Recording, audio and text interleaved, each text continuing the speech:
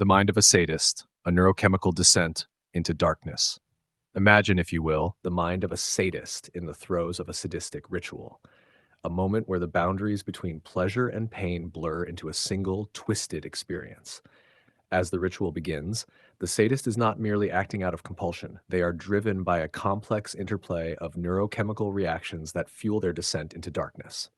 Stage 1: Anticipation and the dopamine surge. As the sadist prepares for the ritual, their brain is flooded with anticipation. The very thought of what they are about to do triggers a surge of dopamine, the neurotransmitter associated with reward and pleasure. But unlike in a healthy brain, where dopamine rewards positive behavior, here it reinforces the anticipation of causing suffering. This dopamine surge heightens the sadist's sense of focus and sharpens their intent. The ritual becomes not just an act, but a source of potential pleasure, one that promises a unique and powerful experience. The sadist is aware of this, and it fuels their excitement, making the moment all the more intoxicating. Stage 2: The act and the release of endorphins. As the sadist begins their ritual, whether it's physical or psychological torture, their brain releases a potent cocktail of endorphins. Endorphins, often referred to as the body's natural painkillers, flood the sadist's system not because they are in pain, but because they are causing pain. This paradoxical reaction occurs because the brain starts to associate the act of inflicting pain with the reward system. Endorphins create a euphoric sensation, similar to what a runner might experience, but here it is twisted, a perverse high that is born from the suffering of another. This is the point where the sadist's emotional state becomes most detached from empathy and morality. The pleasure they derive is real, intense, and utterly consuming. It is a high that is both thrilling and deeply addictive. Stage 3: The amplification through oxytocin and serotonin. As the ritual progresses, the sadist's brain may also release oxytocin and serotonin, normally associated with feelings of love, trust, and happiness. In the context of sadism, these neurotransmitters play a perverted role.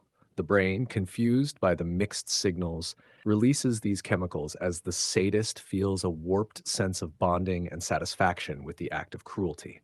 Oxytocin, sometimes called the love hormone, perversely reinforces the sadist's sense of connection to the act, creating a twisted bond between them and their victim. Serotonin, which stabilizes mood, is released as the sadist feels a sense of calm and control, satisfaction that stems not from nurturing, but from dominating and breaking another human being. Stage 4: The aftermath and neurological rewiring. Once the ritual is complete, the sadist's brain undergoes a significant transformation. The pleasure they derived from the act has now created a new neural pathway, one that associates the suffering of others with their own reward system. This is where the most profound and lasting changes occur. The repeated release of dopamine, endorphins, oxytocin, and serotonin in the context of sadistic behavior begins to rewire the brain's neural networks. The sadist's brain becomes increasingly dependent on these chemicals to achieve pleasure, leading to a state of addiction. But this is no ordinary addiction. It is one that requires ever greater acts of cruelty to achieve the same neurochemical response. Over time, the sadist's brain begins to see acts of kindness, empathy, or normal pleasure as less rewarding. The neural pathways that once responded to ordinary joys atrophy, while those associated with cruelty and domination strengthen. This rewiring reduces the sadist's ability to experience pleasure from anything other than their sadistic acts, trapping them in a cycle of ever-escalating violence and depravity. Stage 5: The emotional descent. Emotionally, the sadist experiences a hollowing out of their human capacity for empathy and love. The initial euphoria and satisfaction are fleeting, leading to a craving for the next fix.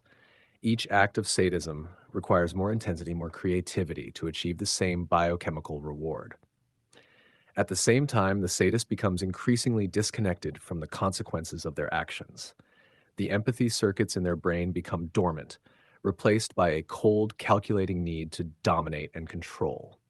The sadist's emotional world becomes monochromatic, dominated by a relentless pursuit of power, control, and the fleeting pleasure that comes from causing suffering.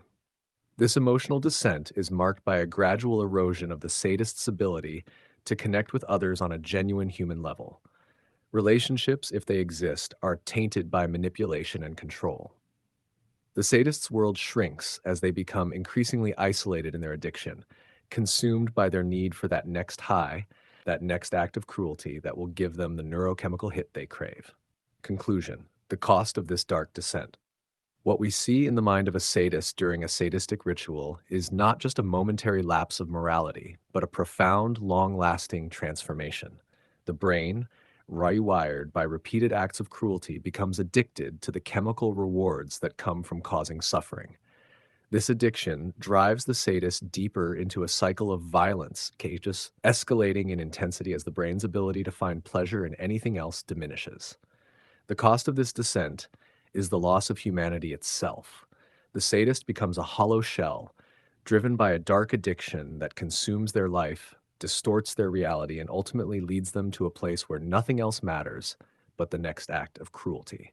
It is a bleak and terrifying journey, one that highlights the depths to which the human mind can sink when driven by the twisted allure of evil.